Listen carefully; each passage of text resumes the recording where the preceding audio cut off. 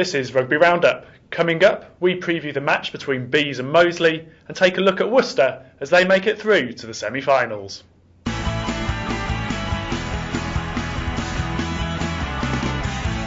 Hello and welcome to Rugby Roundup. I'm Paul Bradley and I'm joined in our Fort Dunlop studios by Brian Dick. Hi Brian. Hi Paul. Well, of course, the first game for us today we're looking at is Bees versus Moseley. How did both teams go into this game? Well, it's amazing how their playoff campaigns have turned around. Actually, there was a lot of positivity going in for Bees at the start of the 6 games, and Moseley were maybe the ones under pressure. I felt in the last 2 weeks that's all changed on its head. Bees have lost 2, and Moseley have won 2. We're going to the situation now on Sunday where if Bees don't beat Moseley, they're down. So it's been an incredible turnaround. Bees lost at Plymouth on last Friday night, as I've just said, and it was a really poor performance and a terrible time to put in that performance. Some of their key guys just didn't function. Moseley, by contrast, they weren't fluid and they weren't flowing, but they eked out a result. And if Moseley's minds are switched on, they're a decent side, and they'll be confident of staying up there. And looking at it from a Moseley point of view, first of all, there's a couple of key areas that you've identified which will be crucial in this game. Yeah, absolutely. First and foremost is Ollie Thomas's kicking.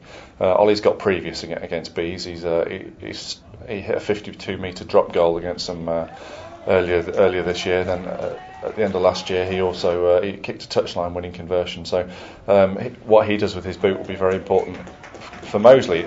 It's going in the right direction at the moment. He started off the playoff campaign. First 2 matches he kicked at 58%. Last 2 matches he's kicked at 80, 81, 82%. Now it's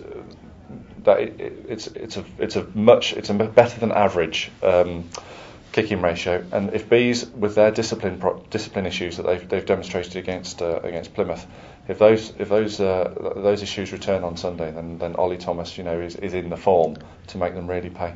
And you've also identified that the Moseley scrum could be crucial as well. Yeah, absolutely. It does tend to be crucial against in the derby matches. We've had a couple of occasions this season where props have been taken off because they've just basically not been able to cope with what's being asked of them.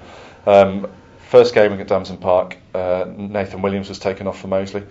The third game, in the first playoff game at Bilsby Common, Leo Halivato was subbed because he was just getting penalised out of the game. So the scrum's very important. Moseley scrummed very well against Esher. Terry Sigley won a couple of penalties. I thought he probably could have had 2 or 3 more. I thought he had Dave Millard in quite a lot of trouble.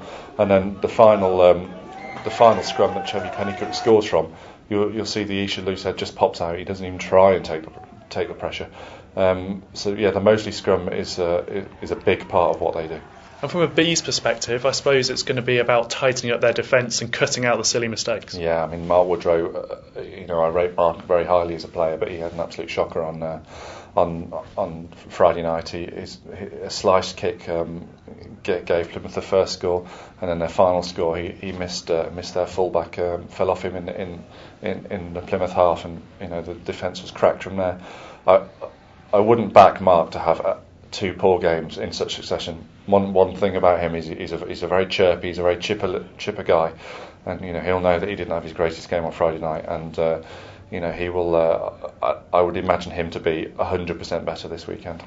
And how do you see the game going? Are you going to sit on the fence on this one, or are you going to pick one of the 2 sides you think is going to come out on top? Well, it's not really a question of sitting on the fence, because it is really the flip of a coin, and is it heads, is it tails? I'm not honestly sure what happens, who's going to be standing when the music stops.